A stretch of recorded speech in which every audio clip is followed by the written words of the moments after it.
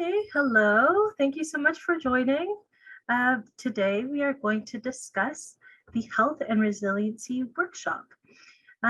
We should likely have other people joining us, but it is a recorded session. So feel free to take off if you have to. This session will be available on EC On Demand, so you can watch it at other times as well. Okay, so now that we're here, let's just begin. My name is Caprice. I'm the Health Promotion and Education Coordinator at Health Services, and I have Jules here with me today. Jules, would you like to introduce yourself? Yeah, sure. So as Capri said, my name is Jules, and I am a first year in the social service worker program, and this is my first placement. So I'm very excited. Yes, thank you so much for being here, Jules. All right, let's jump right in. Okay, so I'm just going to start with a little bit of information about health services. It is a medical clinic at Algonquin College, and it's available to all students. We have several services that are offered here at the clinic. I'm actually in the clinic right now, so if you were to come in here, we have a wall filled with resources that you can come on in and ask me for a few, and I happily give you some, but that's jumping ahead. If anything should happen to you while you're on campus, you can certainly come to health services and they'll be able to meet your needs. You can also book regular appointments with a nurse or a doctor. That can be your GP, your healthcare provider while you're in Ottawa, especially if you're a new student, if you're living on residence for the first time and you may not go back home regularly to see your typical doctor. You can develop a relationship with one of the doctors here who will know all of your medical history and be able to help you wherever necessary. Of course, we also have a medical lab that's connected with the clinic. So if you need to do blood tests, urine tests, if you need to do a pap smear or STI testing, it can all be done at the clinic, which is fantastic, especially if you need to do a requisition, if you need to do another appointment with an off-campus group and you require a requisition, you can get one through the clinic here. We also have a mental health nurse. So we are aware that students are particularly aware of mental health, which is fantastic, and we want to cater to that as much as possible. So if a person is already speaking to a doctor or nurse and they realize, maybe I require a bit more support with mental health, they can be connected with the mental health nurse. Otherwise, if a person is in crisis and they really need to speak to someone, they also can be connected to the mental health nurse here. And lastly, we have our health promotion and education team. That's me and Jules and some other students as well who help teach and educate and run events and activities similar to this all throughout the year. So we do events that are related to all things health, mental health, sexual health, nutrition, fitness, everything. So if you're ever interested in partaking in other events that we run, I highly suggest visiting the SSS events page to see what we have coming up. And I'm going to put that link in the chat now. Okay, now moving on. Wellness services. So if you're an Algonquin student, you have free access to a bunch of things that Algonquin can provide, such as dental clinic, pro physio, the massage clinic, the food cupboard, and the student support services. Most of these services are available to students, are completely or partially covered by your insurance. Yes, and if you ever have questions about your insurance, please reach out to the Student Association. If you are a domestic student who they take care of all of the healthcare plans. If you are an international student, that would be through the IEC, the International Education Center, and they have a relationship with GuardMe. So that's where your insurance would come from. Okay, so now this is the pillars of health. So many people ask me, what are the pillars of health? Why is it important? Well, it is the breakdown of what encompasses your overall health. First, we have general health. So this would be something like the flu or the cold.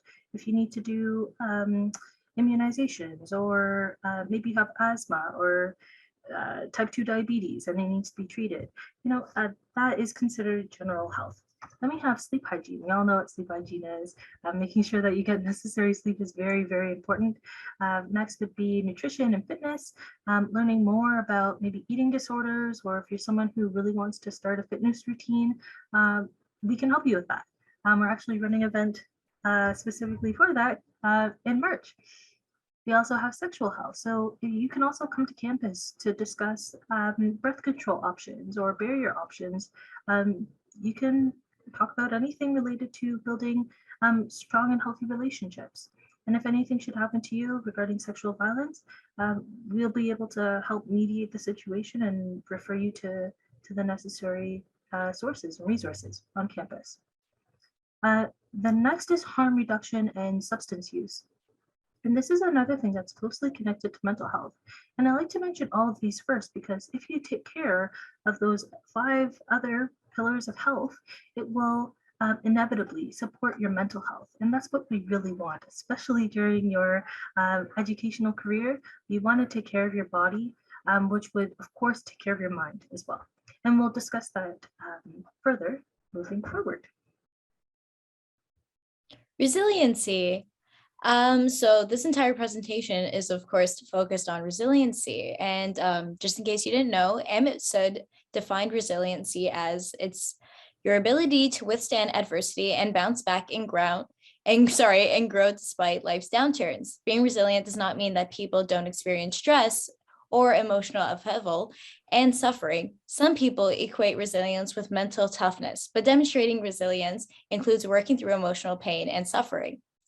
So, so to just keep it short, resiliency is being able to bounce back and learn from your mistakes. Why is resilience important? Resilience is important because it gives people the strength needed to process and overcome hardship. Yes, and we'll discuss a little bit more about resiliency by explaining that there's many different aspects of understanding mental health. So I'll discuss that now through the mental health continuum, if the slides will work here. So many people think that mental health is a binary. You either do or you don't have a mental illness. Well, it's actually much more complicated than that. And it's broken down through this quadrant that you see here on your screen. Yes, there are people with or without a mental illness, but we're specifically focusing on flourishing or languishing. That's the vertical axis that you see there. And the skills and resiliency that will help you maintain your overall mental wellness is indicated by that vertical axis. So I'll give you an example of how this works. On the bottom left corner, it's showing someone without a mental illness, but is languishing. They have poor mental wellness. So that might be an individual who is new to campus. Maybe they've moved away from home. They're not eating and sleeping well because they're not totally comfortable with the city yet. Maybe they are struggling to build a social network. And, because of that, it's really hard to keep up with their academics. They, yes, they don't have a mental illness, but they're not doing well mentally. On the other side, we have a person, this is the top right corner. It might be an individual with a mental illness, but they're doing really well. They're managing their mental illness and they're flourishing. They're doing well. Their mental wellness has been maintained over time. This might be through taking their medication or seeing their healthcare provider regularly in order to regulate that. They have a great social network and they're eating and sleeping well and they're connecting with their professor and they're doing well in classes. All of those skills will help them maintain their mental wellness overall. So all of the skills and tools and resources that we'll be providing today will help you along this vertical, the green spectrum here, this green axis, so that if you are languishing, hopefully over time, you'll allow people to end up in the flourishing side. We want everyone to be in this upper quadrants, the 2 upper quadrants here. Does that make sense? Yeah, okay, awesome. And another thing is feel free to place your questions in the chat and we'll address them as we move along in this presentation. Skills to develop. So, in order to be resilient, of course, you're going to need skills and strategies to help with that. Some of those skills you can develop in order to be resilient and can include communication skills, coping skills, self esteem, and realistic planning and social support. Some examples of these communication skills is like being able to reach out to someone and tell them how you feel. Coping skills, as in maybe seeing a therapist or seeing a counselor. Self-esteem is, of course, being confident and knowing what your worth is. Realistic planning can be as easy as time management, and social support can just be knowing your resources. Thanks, Jules. And that gets right into our next slide here, which is eat, sleep, exercise, and social support. So these are the four main themes to maintain your mental wellness and your overall physical health. Because like I mentioned earlier with the pillars of health, if you take care of your body, you'll automatically take care of your mind. And we like to focus on these four main tools. So I'm going to jump right into nutrition. So we all know how important eating well means, or what that means for an individual can vary, of course. But the Canada Food Guide suggests the Eat Well plate. And this is simply a plate. It's an image of a plate, and half of your plate should entail produce. This would be fruits, veg, all the leafy greens and colorful fruits and veg that you see at your grocery store. Eating as much of those as possible would be fantastic. The second quarter of your plate would be protein. And I like to mention here, many people have questions about protein. It's definitely a big part of conversation when it comes to food. And it can be plant-based food. It can be animal-based products as well. The variety of protein is vast. So try different things. That's another tip that isn't on your screen, of course, but variety and trying different foods is a fantastic quality to develop over time. And the last quarter of your Eat Well plate would be carbohydrates. And we suggest consuming complex carbohydrates. So maybe not the croissants or the cupcakes or the all the really tasty things that we all love to eat. It would be more things with fiber. Complex carbohydrates are things that are less refined, such as sweet potato or quinoa or whole grain options.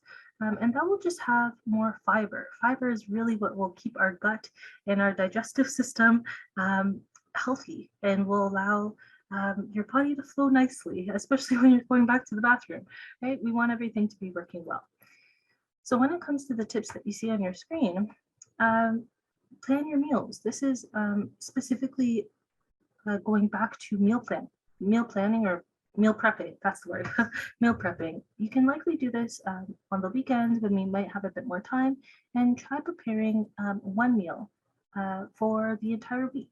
So I say one meal, that could be your lunch or your dinner, and choose what you want to make. Maybe it'll be chili for your lunches, and you can prepare that, put that in your containers and have them ready to go, so that you know you're less stressed throughout the week, and you know you'll be able to eat.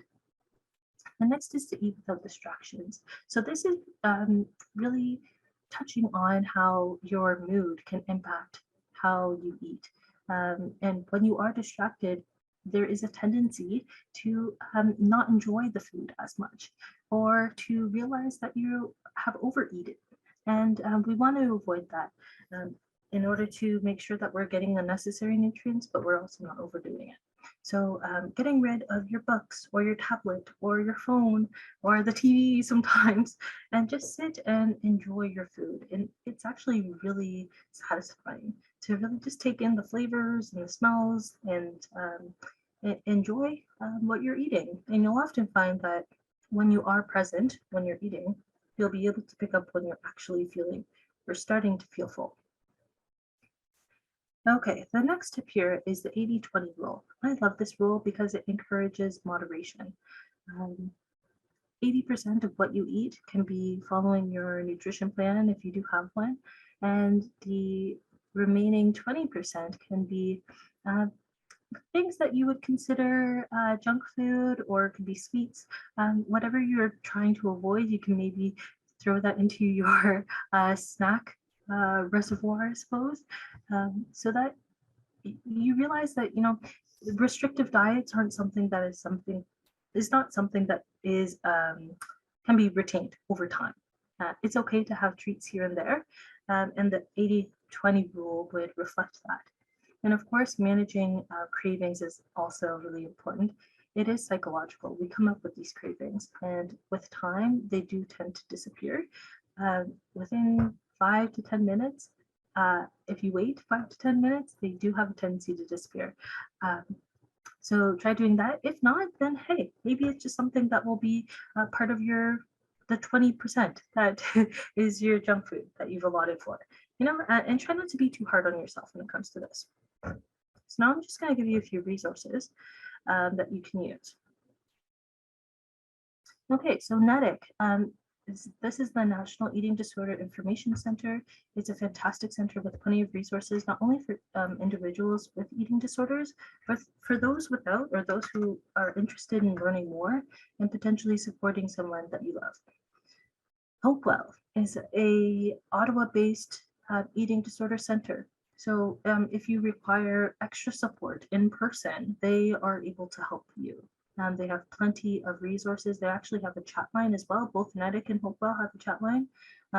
So if you really do need to reach out and speak to someone immediately, you can do that. MyFitnessPal is fantastic for tracking your intake of food. And they also have great recipes on there as well, which is nice. And Cookspiration. Cookspiration is a meal app. It gives you tons of recipes. It's basically an online recipe book, and it's made by the Dietitians of Canada. So it is very well vetted, and they have amazing resources on there. I highly suggest checking it out. And I'll put the links in the chat for you so that you can check them out yourself and maybe bookmark a few. Okay, now passing over to you, Jules. Improving sleep. I don't know about you guys, but if I don't get a good sleep, then I cannot function for the rest of the day. So sleep is very important. Some ways we can improve our sleep schedule or just our sleep in general could be prioritizing sleep. So maybe try to go to bed at a certain time every day and make sure you get a certain amount of hours so you are able to function properly. Set a sleep schedule. Yet again, that's like, trying to go to bed at, I don't know, maybe 10:30 every day. Be aware of your daytime habits, such as your intake of caffeine, daylight, and naps. For example, I was just told today that you're not supposed to drink any caffeine 10 hours before bed, which is crazy to me. Daylight, of course, getting some daylight is a great thing, but it can be a little bit more difficult to sleep when there is daylight, right? Naps, you're also not allowed to, sorry, you're not supposed to nap more than 45 minutes because that could affect how you sleep at night. Some ways you can improve this is by creating a sleepy bedroom, such as maybe dark curtains and a comfortable environment where you feel relaxed and safe. You can also practice a sleep routine and tackle one step at a time, I guess. Yeah, and one thing I'd like to add is when it comes to naps, I know it's something that is, it definitely comes up as a student because your schedule isn't typically the same day to day. So you might realize that on Tuesdays, I have this massive gap in my afternoon and I just had to finish a report and now I'm really tired, I'm just gonna sleep, right? And that's okay, but similarly to caffeine and how there's a limit, a 10-hour limit on when you should consume it, the same goes for naps. So avoid napping 7 hours before bed. And because you want to avoid having your naps influence the amount of sleep that you have during your nighttime. And just keep that in mind. Share that with your friends and family as well. And if you're someone who has potentially gone beyond the 45-minute or the 30-minute time period allotted for your sleep, that's okay. The reason why it is 30 minutes is because you don't want to get into deep sleep. I'm sure we've all taken a nap that was maybe a little bit too long, and you woke up and you're groggy and you're grumpy and you're angry and maybe hungry, and you're just in a bad mood. And then you're like, oh, well, this nap didn't meet the purposes that I initially had set out. And that's because you've fallen asleep during deep sleep. Sorry, you've woken up during deep sleep, and you just not have the opportunity to refresh yourself. Uh, a full cycle of sleep is 90 minutes. So if you realize that, I've woken up at 50 minutes, just push it a little bit longer and you're able to finish a cycle of sleep and you're ready to go. That's not always feasible, but just try it out and see for yourself. I am also going to place a sleep schedule into the chat. It's actually for an event that I call Deep in Sleep, but it's a sleep log that you can use to gauge how much sleep you're getting per night. And go ahead, check it out yourself. It's an Excel spreadsheet. It might look a little bit complicated at first, but just try putting in some numbers. And it is suggested that you do this every day of the week. You'll notice at the top of the bar, there's the Y option. That just means yes. You can also click the drop down option, and there's an option to click N, which means no. And that is to include that day or to not include that day in your final tally that calculates your sleep efficiency. So if your typical schedule is go to bed at 10 and wake up at 7, that's great. If on the weekend you celebrated a friend's birthday party and you went to bed at 12 and woke up at 9, that's obviously not following your typical schedule. So you might select no for that day, so that it doesn't influence your overall sleep efficiency. So you don't have to use the schedule. It's just a method of tracking your sleeping hours so that you can potentially improve it if you do want to improve your sleep at this time. Okay, now I'm going to move on. We have resources here. Go ahead, Jules. Yep, so some sleep resources. If you believe you're developing a sleep disorder, please reach out to your healthcare provider. You can also reach out to the Canadian Sleep Society, Sleep Foundation, Cognitive Behavioral Therapy, Insomnia Couch, Balance, which is an app, and an article called Why We Sleep by Dr. Matthew Walker. And I've just placed the links in the chat. You'll likely get plenty of links. I do apologize for all these messages. One thing I'd like to add is that the Balance app is a meditation app.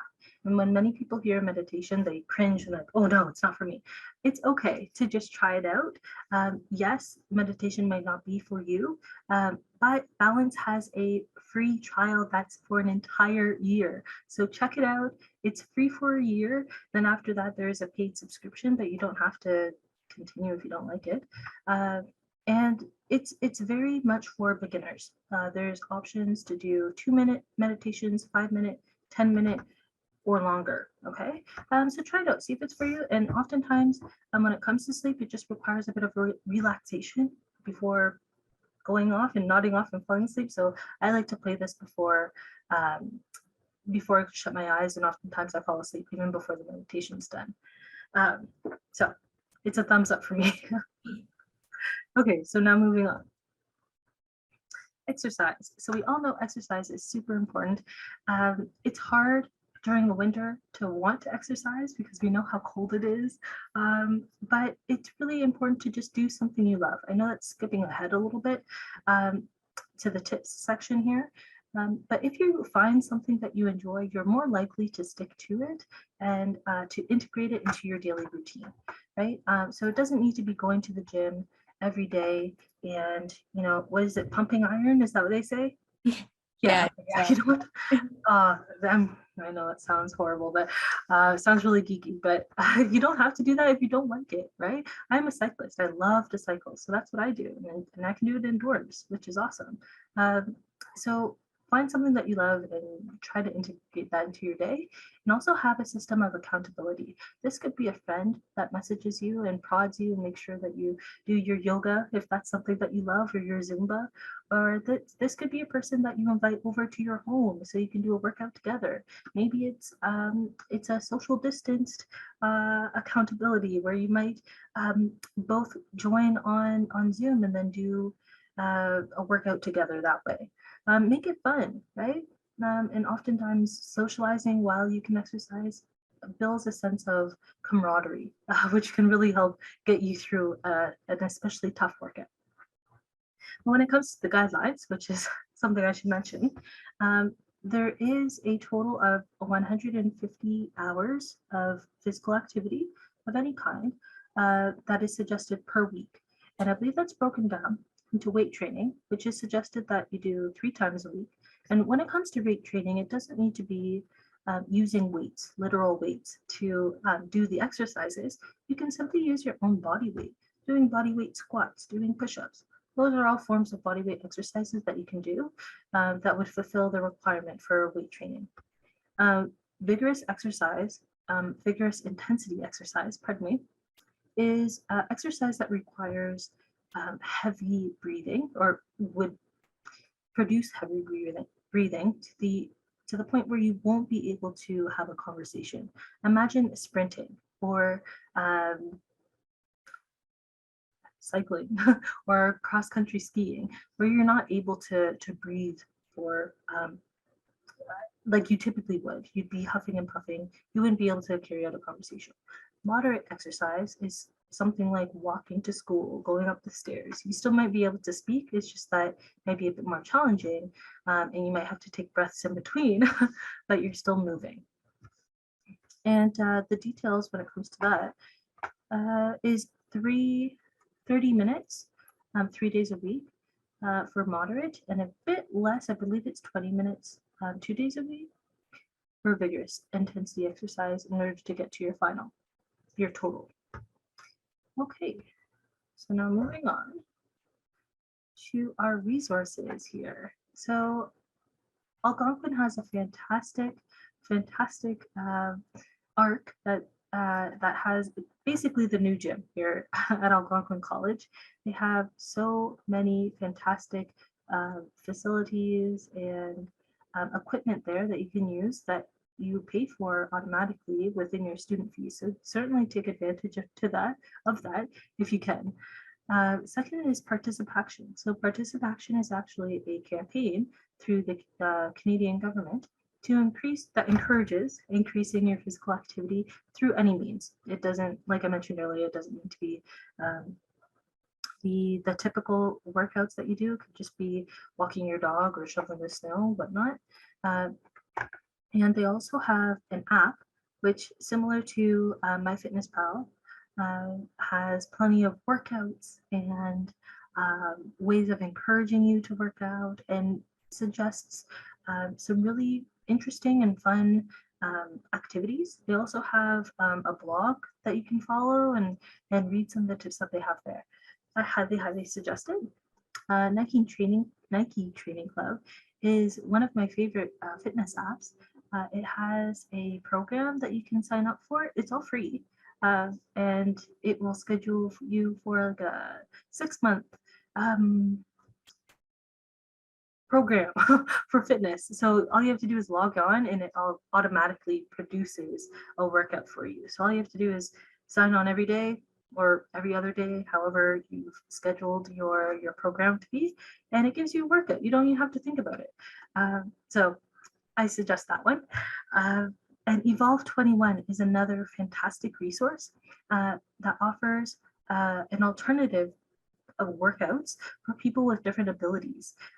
And even if you're not someone who's considered disabled, check it out. It's so fun, and they have lots of fantastic resources on there as well. And I'll place all the links into the chat now. Okay. Social support. So as we said earlier, Algonquin has a bunch of sources and services available to students. So make sure to reach out and know whom to contact for different situations. Don't be afraid to take social risks. Let go of unhealthy ties and take care of your relationships. Engage in events and teams. Student Association, which hosts a bunch of events, of course, volunteering center, mentorships, and tutoring. You are also able to access free counseling, which is really cool. So definitely check out health services. And I believe that if you go on the website, it will bring you to a bunch of other links that will give you other resources that are similar to social support.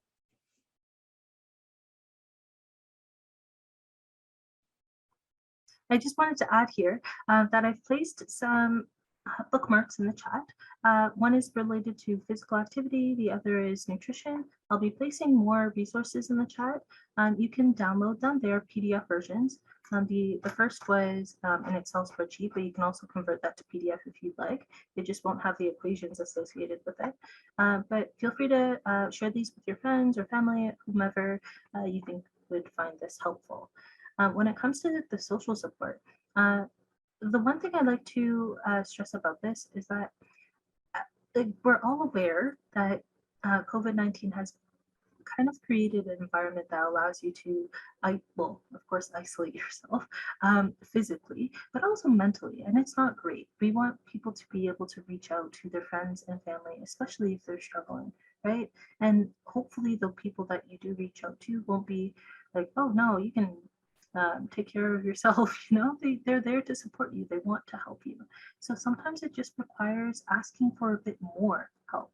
Reach out and say, I'm actually really struggling with this one thing, can you help me with that? Maybe there's someone who has specific resources that can connect you to someone. Maybe it's a counselor in order to speak to someone. Maybe it's you're a very extroverted person and you just really need face-to-face contact with someone regularly. Maybe there's someone in your community who you can reach out to and allow for, I don't know, game night on Fridays that you can arrange safely, right?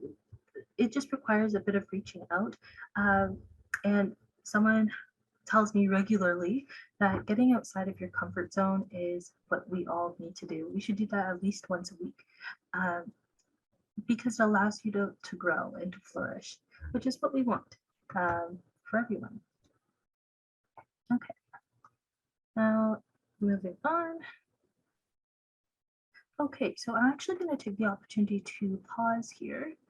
Does anyone have any questions? I'm actually going through this workshop a little bit faster than expected. Or anything you'd like to add, Jules? I don't have anything right now. Okay, awesome. Well, I'll put in the chat the other bookmarks that I was talking about. We also have a brochure on anxiety, depression, some crisis support brochure, self-help brochure. All of those should also be on our website, which is awesome. And another great thing about these bookmarks is that it's hyperlinked. So all you have to do is click on it and it'll bring you directly to the site or the resource that we've provided. Okay, so now we're going to move on to study skills, time management. Yeah. So as we said before, time management is very essential when talking about resiliency. Without time management, we can get lost in time. So it's very important to take some time and really focus on everything in your life at one at a time, if that makes sense. Also, study skills are very important, especially as a student. So we have a video and we're going to talk about it more. Okay.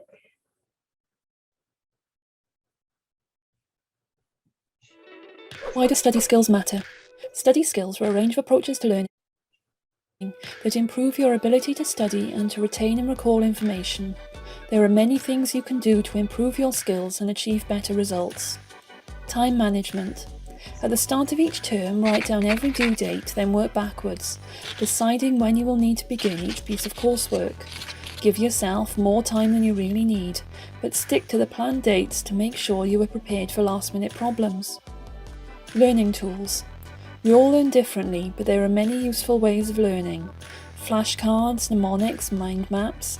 Everyone can find something that works for them. If you're struggling to grasp a concept, speak to your lecturer who will have suggestions for tools to help you get a firm hold of that idea. Note-taking. Don't write down everything you hear in a lecture, just the key thoughts and concepts that are being taught. Then color code each concept to help you remember when you revisit them. Critical thinking. Critical thinking is simply using your reasoning abilities to challenge the ideas and concepts that you are learning about. Improving your critical thinking skills is essential to being able to fully develop your understanding of your chosen subject of study. Ask questions. Asking questions really is a skill. As well as showing your teacher that you're an active participant in class, it also enables you to find out more about areas that may be confusing you. Study groups. A study group can be invaluable, offering the chance to support others on your course and to learn from them. It will build your teamwork skills, and you may find that other members of your group have new insights into your subject that haven't occurred to you. Well-being. Amidst the pressure of university life, looking after yourself is a skill too. Don't forget to take time to see friends, to exercise, or simply to sleep. When you're busy, it's easy to spend every minute working on that essay or preparing for that exam, but evidence shows you will do worse if you haven't been taking care of yourself. You can discover more about study skills on the Student Survival Skills Hub.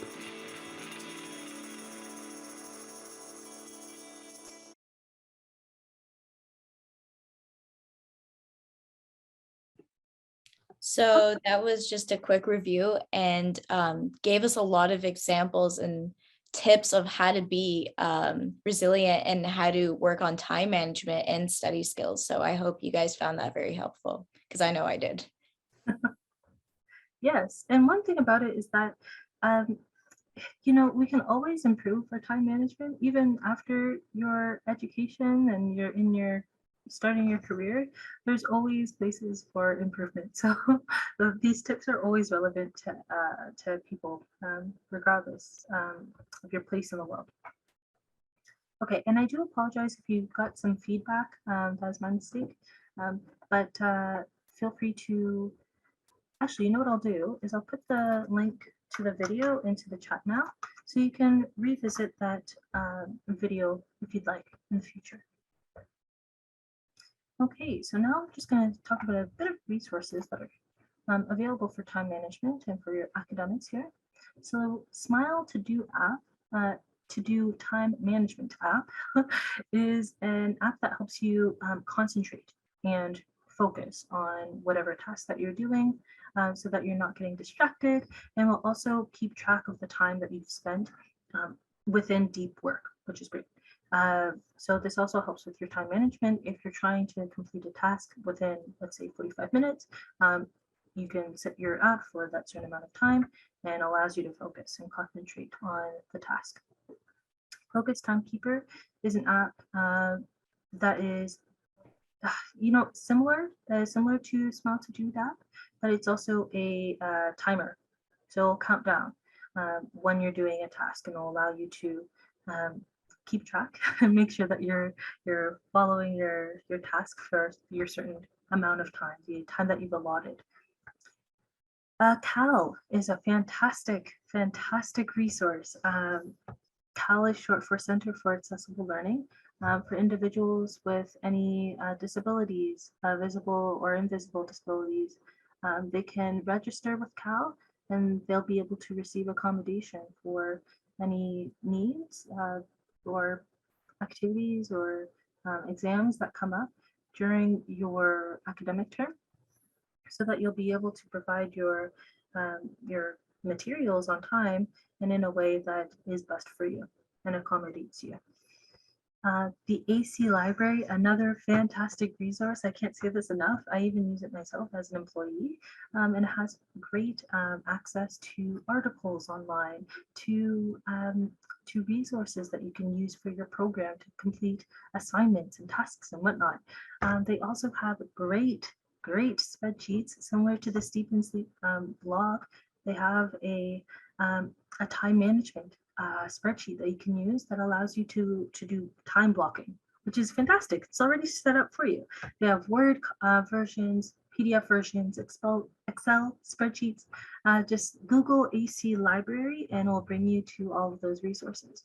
Another thing that I didn't include on the slide is that the library has a dedicated team that is specifically for accommodating students or helping students meet their academic goals. So you can meet with an individual who is trained in education, can help you reach your goals, or even help you with your assignment or writing assignment or science assignment, whatever you're doing, to ensure that you're doing well and meeting the criteria for your academics. Is there anything you wanted to add, Jules? No, I don't think so. I can vouch for Cal because I'm also a Cal student, so definitely a great place, especially for students with disabilities. They're extremely helpful, and you're able to get a lot of accommodations if you have the correct setup. So that's great, definitely helpful. So I would definitely recommend that. Okay. So it seems like we've reached the end of our presentation. We've gotten through this much faster than realized. We still have a bit of time. So if you have any other questions, feel free to place them in the chat and we'll be sure to address them. Otherwise, thank you so much for attending, and hopefully you're able to join us at another event. Take care.